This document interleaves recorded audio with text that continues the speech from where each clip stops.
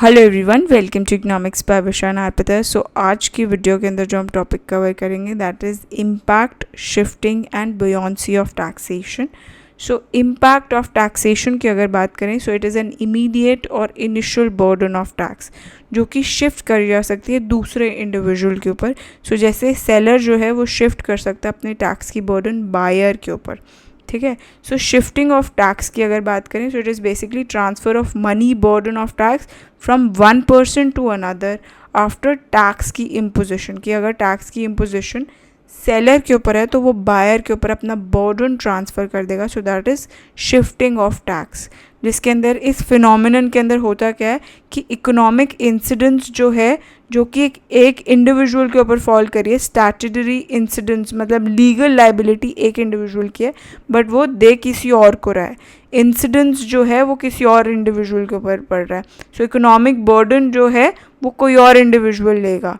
वैसे legal liability तो एक इंडिविजुअल की है बट वो लीगल लाइबिलिटी को किसी और को ट्रांसफ़र कर रहा है। That is what is shift of taxation, ठीक है।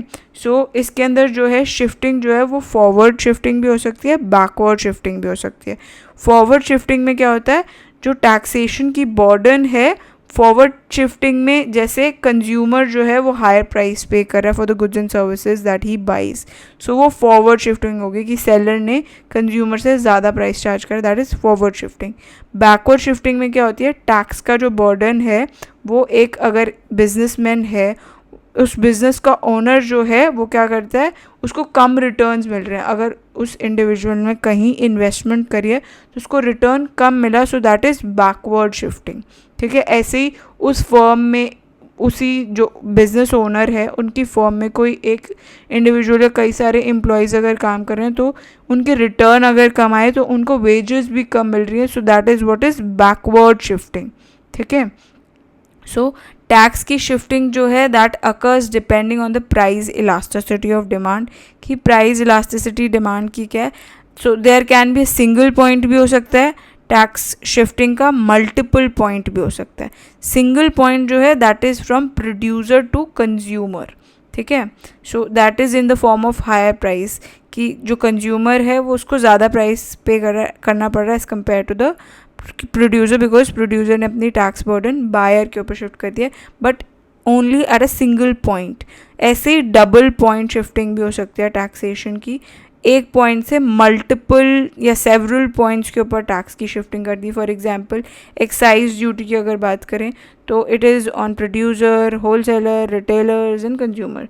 सो बहुत सारे जगह जगह पे सेवरल पॉइंट्स पे शिफ्टिंग हो जाती है टैक्सेशन की, ठीक है।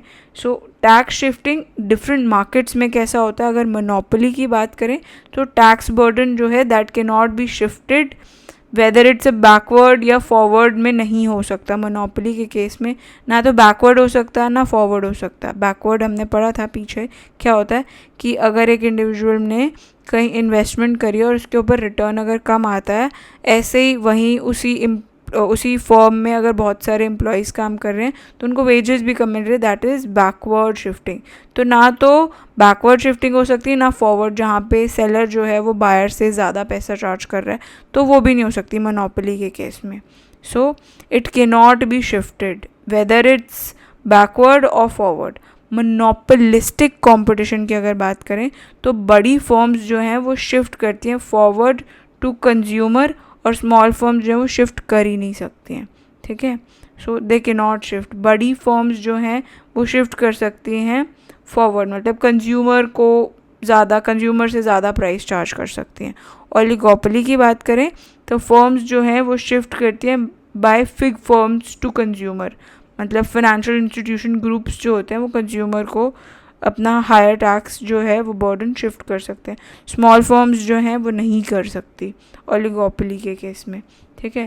टैक्स बुयांसी की बात करें तो टैक्स बुयांसी क्या होती है, it basically explain the relationship between the change in the government का tax revenue and the change in GDP. कि अगर गवर्नमेंट के टैक्स रेवेन्यू के अंदर जो सरकार के पास पैसा आता है through taxation and multiple other sources, तो वो जो टैक्सेशन से रेवेन्यू आया एंड उसका चेंज, अगर उसमें कुछ चेंज होता है तो उसकी वजह से जीडीपी के अंदर भी कुछ ना कुछ चेंज होता है। सो it is basically responsiveness of tax revenue growth to change in GDP. So that is what is tax buoyancy. So अगर टैक्स जो है वो बॉयंट है, तो अगर रेवेन्यू इंक्रीज होता है without increase in tax rate, तो उस केस में टैक्स बियॉन्सी देखने को मिलती है. So tax buoyancy is basically percentage change in tax revenue to percentage change in tax base. ठीक है, कि रेवेन्यू जो है वो इंक्रीज होता है without increase in tax rate से फ़र्क नहीं पड़ रहा. ठीक है, सो इट इज़ बेसिकली क्या होता है यहाँ पे कि अगर बॉयंट है तो उस केस में होता है कि रेवेन्यू इंक्रीज हुआ without increase in tax rate. Tax rate पे कोई फ़र्क नहीं था बट रेवेन्यू इंक्रीज हुआ, तो उस केस में वो तभी पॉसिबल है जब टैक्स जो है that is buoyant. So tax buoyancy का फॉर्मूला क्या रहता है? Percentage change in tax revenue to percentage change in tax base. I hope आपको ये concept about the shifting of taxation and tax buoyancy अच्छे से समझ में आएगा. And in shifting we have read about multiple things like forward shifting, backward shifting, single point, multiple points. So I think आपको अच्छे से सब कुछ समझ में आया होगा. Thanks for watching. Bye bye.